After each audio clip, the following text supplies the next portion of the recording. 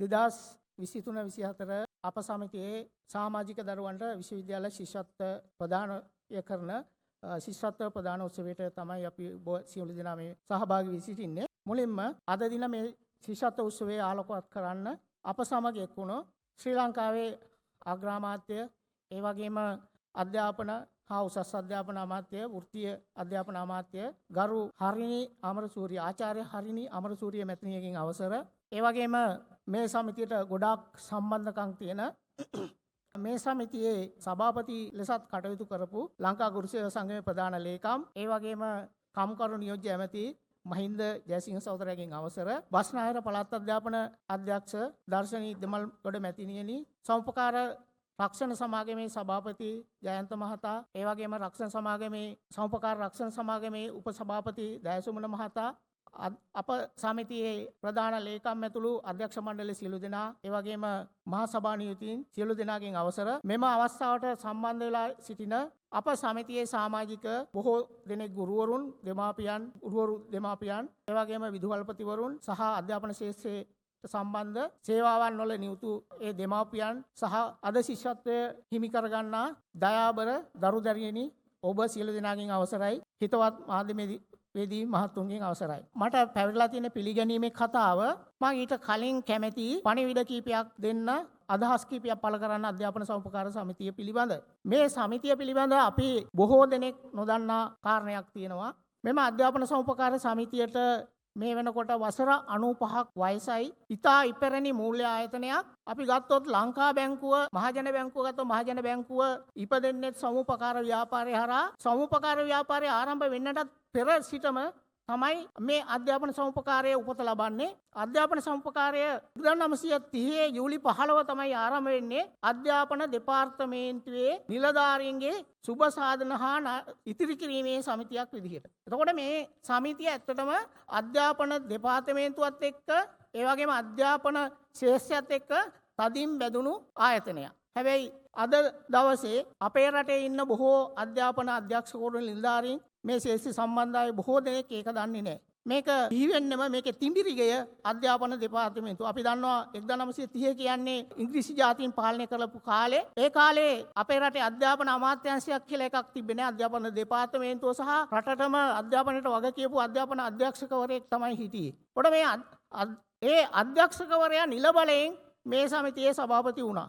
එහෙම තමයි මේක ආරම්භය වෙන්නේ. ඊට පස්සේ අධ්‍යාපන නිලධාරීන් පාසල් වලට යනකොට ගුරුවරුන්ට මේ ආරංචිය ලැබෙනවත් එක්ක ගුරුවරුත් මේකට සම්බන්ධ වෙලා පස්සේ මේක සාතිශය බහුතරයේ ගුරුවරුන්ගේ සමාජිකත්වයෙන් සැදිච්ච සමිතියක් බවට පත් වෙනවා. මේක ඉතිහාසය කිව්වොත් කෙටියෙන් මේක පළවෙනි සභාපතිවරයා ඉංග්‍රීසි ජාතික බ්‍රිතාන්‍ය ජාතික සැන්ඩිවන් කියන ඉංග්‍රීසි ජාතික සැන්ඩිවන් මහත්තයා ඔහු ඒවකට අධ්‍යාපන දෙපාර්තමේන්තුවේ අධ්‍යාපන අධ්‍යක්ෂකවරයා 1950 තමයි මේ සමිතියට සිංහල ජාතික සභාපතිවරයෙක් පත් වෙන්නේ ඒ FDS සිල්වා එතුමා ඒවකට අධ්‍යාපන දෙපාර්තමේන්තුවේ අධ්‍යාපන අධ්‍යක්ෂකවරයා වෙනවා. ඒ අනුව තමයි සමිතියේ සභාපති වෙන්නේ. ඉන්න අනතුරුව සමිතියේ සමාජිකව වැඩි වෙනවත් එක්ක අතුරු ව්‍යවස්ථා සකස් වෙලා සමාජිකයන්ගෙන් තෝරා ගන්න අධ්‍යක්ෂක මණ්ඩලයකට මෙහි පාලනය ගෙන එන තීරණ ඇවිල්ලා ඒක පරිණාමය වෙලා විකාශනය වෙලා තමයි අධ්‍යාපන සමුපකාර සමිතිය මෙහෙම තියෙන්නේ. ආරම්භයේ සමාජිකව 58කින් පටන් අරගෙන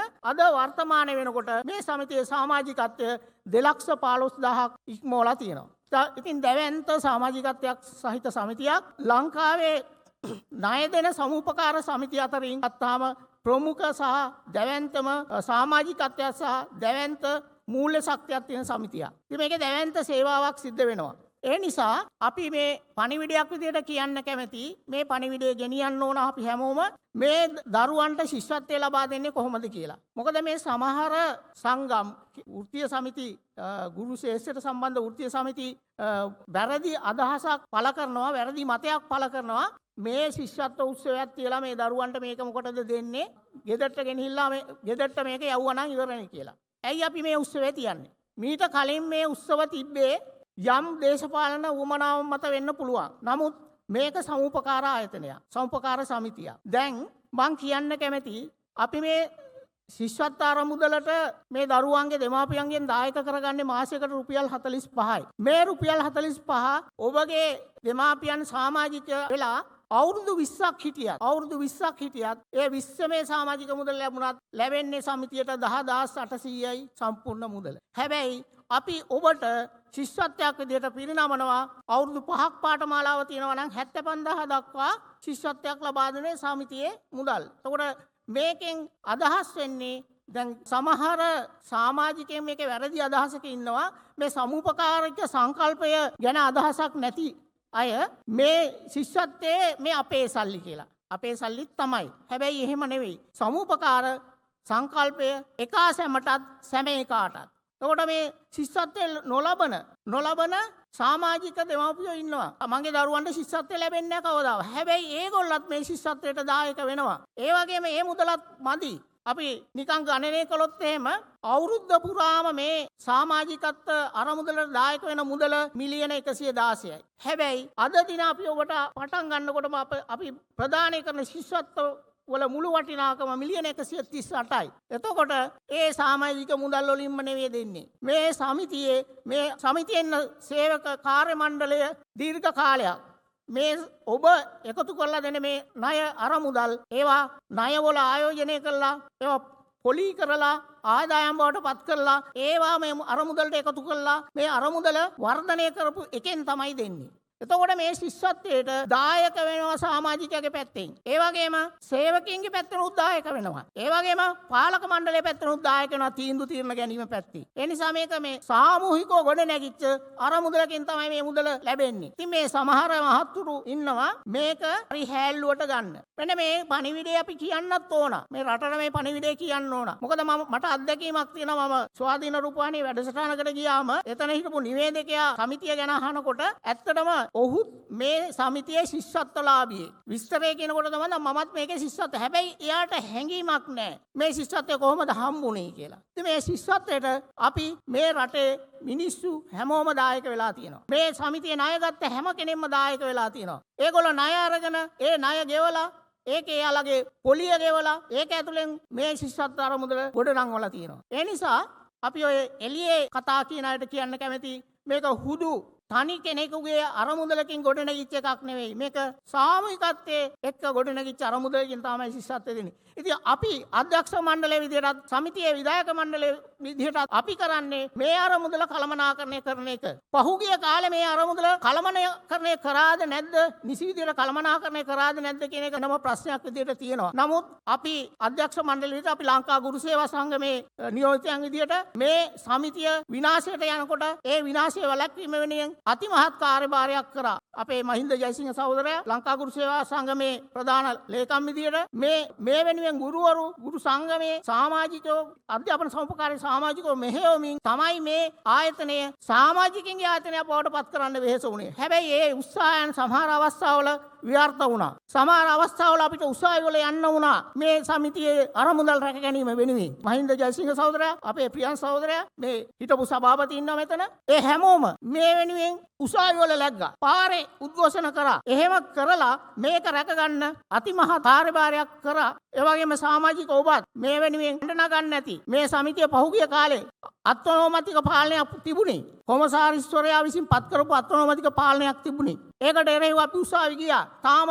ශේෂ්ඨාධිකරණයේ නඩුව තියෙනවා. නඩුවක් තියෙනවා අපි දාපු. මේ නීති විරෝධී අත්නෝමතික භාවය සම්බන්ධයෙන්. ඒ නඩුව තියෙනවා තාම. ඒ නඩුව අතරේ තමයි අපිට සමාජික ඒ අවශ්‍යතාවයත් එක්ක මේකේ අධ්‍යක්ෂ මණ්ඩල විදිහට මහසභාවක් විදිහට පත් වෙලා මේකේ නැමත සමාජිකින්ගේ අයිතිය තහවුරු කරන තැනට මේ කළමනාකරණය බාර ගන්න හැකියාව ලැබුණේ. ඉතින් මම කියන්න කැමති දැන් අපි මේ සමිතියට ආවේ මේ සමිතිය පාලනය බාරගත්තේ අධ්‍යක්ෂ මණ්ඩලයේ මම සභාපතිවරයා විදිහටත් අපේ සහෝදරවෝ ඉන්නවා අධ්‍යක්ෂ මණ්ඩලයේ ලේකම් උපලේකම් ඇතුළු සහෝදරවෝ මෙතන අපි මේක බාරගත්තේ පහුගිය අවුරුද්දේ මාර්තු 29. ඒ 29 ඉඳන් මේ වෙනකොට මාස 9යි. මේ මාස 9 ඇතුළත මේ සමිතිය ඉතා ඉහළ තැනකට ඔසවන්න අපි හැකි වුණා. මේක පැහැදිලි කළොත් අපි පහුගිය මාර්තු 29 එන්න කලින් ඊට කලින් ගත වෙච්ච අවුරුදු 5 ඇතුළතම මේ සමිතියේ මූල්‍ය ගලණය අපි කියන කෑෂ් ෆ්ලෝ එකක මූල්‍ය ගලණය තිබුණේ මිලියන 1100ක සහ 200ක අතර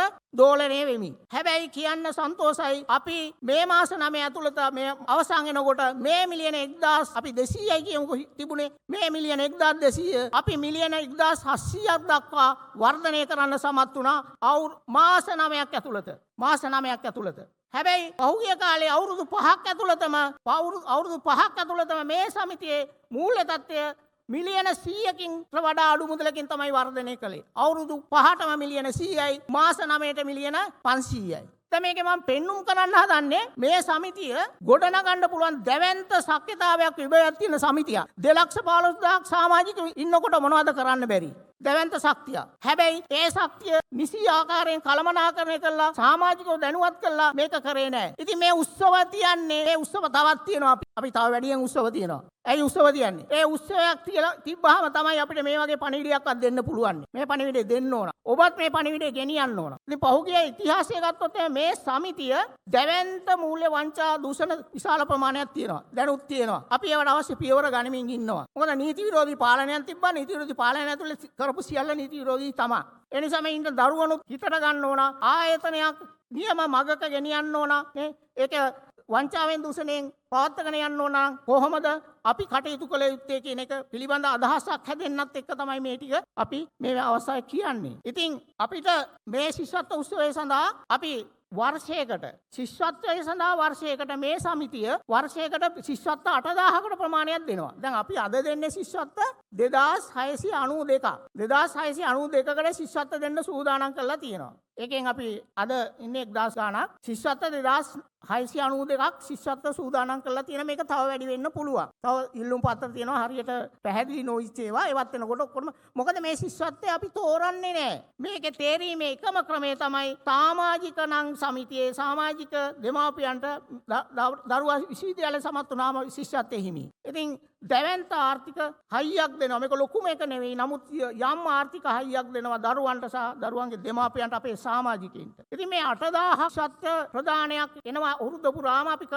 සාමාන්‍යයෙන් යාවත් කාලීන කරන 8000ක ශිෂ්‍යත්ව ප්‍රමාණයක්. ඒකෝඩේ ශිෂ්‍යත්ව 8000ක ප්‍රමාණයට අපි මිලියන 150ක මුදලක් වැය කරනවා. දැන් අපි මම කලින් කිව්වා මේ මිලියන 116යි අපිට මේ අරමුදලට එන්නේ. අවුරුද්දකට මිලියන 116යි එන්නේ. හැබැයි මිලියන 150කට වැඩිය ශිෂ්‍යත්වය දෙනවා. කොහොමද දෙන්නේ? අන්න ඒ හින්දා තමයි අපි මේ උත්සව තියන්නේ. මේක කියන්න ඕන. මොකද මේක තව වර්ධනය කරන්න ඕන. මම කිව්වා මේ සමිතිය දැවැන්ත මූල්‍ය ශක්්‍යතාවයක් තියෙනවා කියලා. හැබැයි මේක තව වර්ධනය කරන්න පුළුවන්. මම කිව්වා 1930 තමයි මේ සමිතිය පටන් ගන්නෙ. 1960 පටන් ගත්ත මහජන බැංකුව අද වත්කම් කියන්නේ මොන වගේන්ද? ට්‍රිලියන වලින් වත්කම් කියන්නේ. අපි අපේ සමිතිය බිලියන 28000යි වත්කම්. බිලියන 28000යි වත්කම්. මිලියන 28000යි බිලියන 28යි. එතකොට අපි කොහෙද ඉන්නේ? ඇයි සමිතියට මෙහෙම වුනේ? මේ දැවැන්තව ගොඩනගන්න තිබ්බ සමිතිය ඇයි මෙතන ඉන්නේ? තව එකක්. අපේ 215000ක් සමාජිකයෝ ඉන්නවා. මේ සමාජිකයෝන්ගෙන් මේ සමිතියේ සක්‍රියව ගනුදෙනු කරන්නේ 40000කට වඩා අඩු ප්‍රමාණයක්. 40000කට වඩා අඩු ප්‍රමාණයක්. ඇයි එහෙම වෙලා තියෙන්නේ? එහෙම වෙලා තියෙන්නේ මේ සමිතිය පිළිබඳ සමාජිකින්ගේ තියෙන අපහැදිලිකම. ඇයි එහෙම අපහැදිලිකමක් ඇති වුනේ? ඒක ඇති කරේ මීට කලින් මේ රට පාලනය කරපු ආණ්ඩුව විසින් තමන්ගේ දේශපාලන න්‍යාය පත්‍රයට අනුව මේකට තමන්ගේ හෙංචයියෝ අධ්‍යක්ෂ මණ්ඩලවලට පත් කරා. ඒ වගේම සම්පකාර හිටපු කොමසාරිස්වරු මේවට අත්උදව් දුන්නා. අමාත්‍යාංශ ලේකම්වරු මේවට අත්උදව් දුන්නා.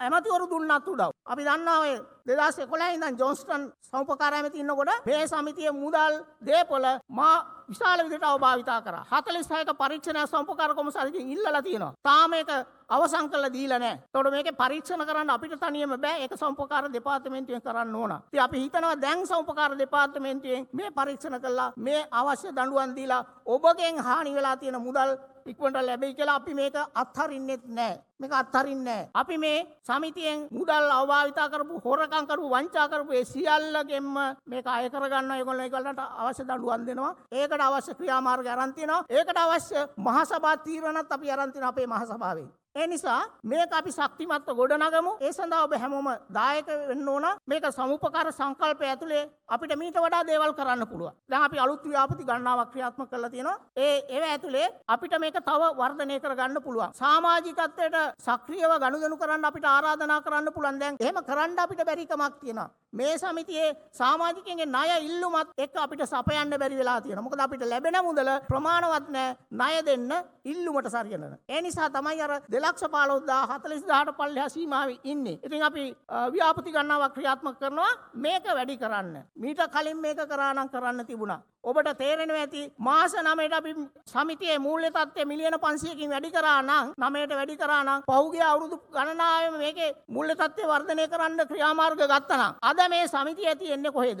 දැන් මේ සමිතියේ මාසික මුදල් ගණන මිලියන 1,700යි. අපි හිතනවා මේක මිලියන 5,000 ඉක්මවපු මුදල් ගණනයක් සහිත සමිතියක් විය යුතුව තිබුණා. පහුගිය කාලේ අතුරු පාලක මණ්ඩල දාලා මේ සමිතිය විනාශ කරේ නැත්තම්. ඉතින් අපි නැවත මේ වගේ එකකට ඒ වගේ යුගයකට ඉඩ තියන්නේ නැහැ. ඒකට සමාජික ඔබත් දරුවනුත් මේ පණිවිඩය ගෙනහිල්ලා මේක තහවුරු කරන්න ඕන. මේ සමිතිය නැවත හොරුන්ගේ අතට දූෂිතයන්ගේ අතට නොයන්න වග බලා ගමු. ඒ වගේම මේ සමිතිය මීට වඩා දියුණු තැනකට දියුණු විභවයක් තියෙන හුතා දියුණු සක්කතාවයක් අපිට ලබා ගන්න පුළුවන් විභවයක් තියෙනවා. අන්න එතෙන්ද මේක ගෙනිය ගන්න ඔබ සියලු දෙනාම දායක වෙයි කියලා අපි බලාපොරොත්තු වෙනවා.